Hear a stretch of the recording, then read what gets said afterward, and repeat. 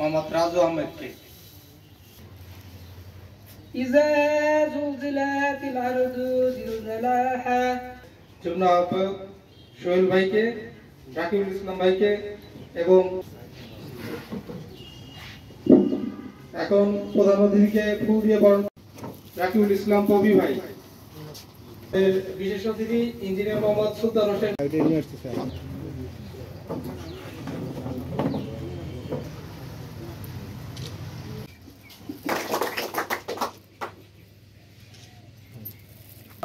উদ্বোধক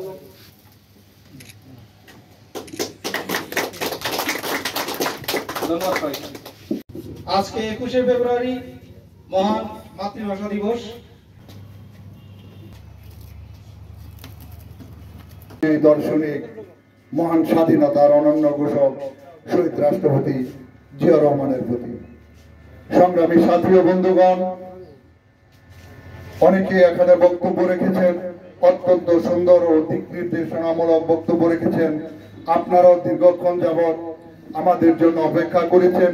আপনারা জানেন আমরা ঢাকাতে আজকে পুষ্পস্তবক অর্পণ করার পরে আপনাদের উদ্দেশ্যে রওনা হয়েছি, সেজন্য একটু দেরি হয়ে গেছে। আমি আমার সংগঠনের পক্ষ থেকে ক্ষমা সুন্দর দৃষ্টি কামনা করছি আপনাদের কাছে। সংগ্রামী সাথী ও বন্ধুগণ, জেডিএফ শুধুই একটি রাজনৈতিক দল নয়, জেডিএফ হলো রাজনীতি এবং পেশাজীবী সমন্বয়ে গঠিত একটি দল। রাজনৈতিক দল এই হিসাবে যেহেতু আমাদের আন্দোলন সংগ্রাম করে অধিকার আদায় করতে হয়, সেহেতু আমরা কোনো রাজনৈতিক ছত্রছায়া ছাড়া আমাদের অধিকার আদায় করতে পারবো না বলে বিগত দিনগুলিতে আমরা দেখেছি। তাই আমরা রাজনৈতিক দল হয়েও পেশাজীবী দল, আবার পেশাজীবী দল হয়েও রাজনৈতিক দল, যুগপৎ ভাবেই দেশ ও জাতি বাঁচবে না, কারণ আমাদের সকলের পরিবার নিয়েই তো দেশ জাতি। আজকে জামালপুর জেলা কাউন্সিল অনুষ্ঠিত হচ্ছে। আজকে আমি বিশেষভাবে আবারও কৃতজ্ঞতা চিত্তে স্মরণ করি, মানে ধন্যবাদ জানাতে চাই আমার প্রিয় অভিভাবক ইঞ্জিনিয়ার এবিএম রুহুল আমিন আকন্দ ভাইকে। উনি অনেক কষ্ট করে আমাদের মাঝে এসে আমাদের অনুষ্ঠানকে প্রাণবন্ত করেছেন। তার জন্য ভাইয়ের জন্য সবাই একটা হাসি থাকবে। আমার নেতা এবিএম রুহুল আমিন আকন্দ, ওনার দিক নির্দেশনায় আমি জামালপুর জেলা জেডিএফকে একটি সুসংগঠিত এবং শক্ত অবস্থানের জন্য নিয়ে যেতে পারি সে আশাবাদ ব্যক্ত করছি। এবং আজকে কেন্দ্রীয় নেতৃবৃন্দ এখানে এসেছেন, ওনারা আজকে যে 64 জেলার ভিতরে জামালপুর জেলা জেডিএফ 1 নম্বর স্থানে থাকবে। আলাদা বেশি কিছু সমাজ আমাদের কাছ থেকে আশা করে।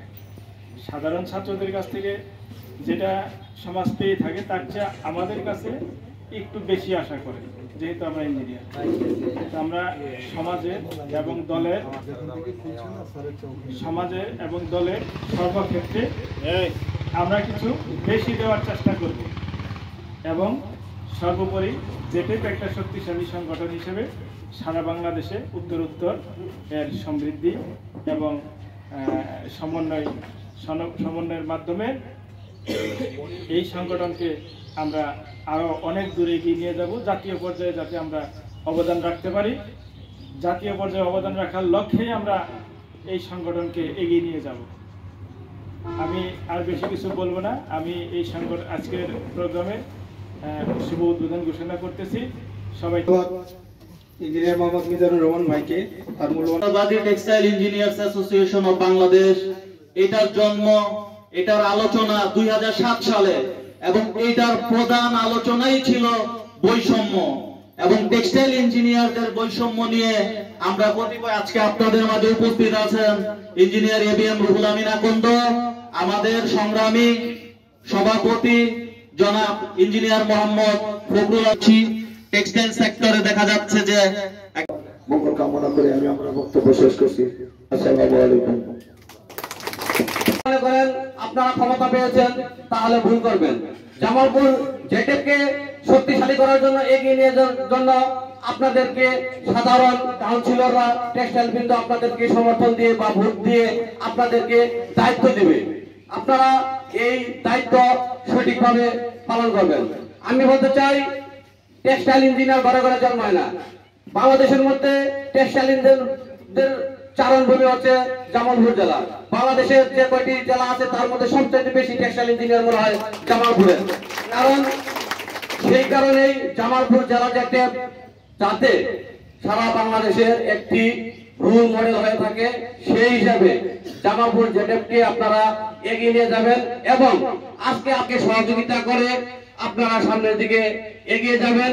আন্দোলনে যারা আহত এবং নিহত হয়েছেন, সম্মানিত উপস্থিতি, আজকের এই জাতীয় কাউন্সিল জামালপুর জেলা জেটেপের যে কাউন্সিল অনুষ্ঠিত হতে যাচ্ছে, এই কাউন্সিলের মাধ্যমে আমরা একটি পূর্ণাঙ্গ কমিটি আজকের অনুষ্ঠানের প্রধান অতিথি সহ সকল কেন্দ্রীয় নির্বাহী কমিটি বৃন্দ আজকে আমাদেরকে উপহার দিবেন।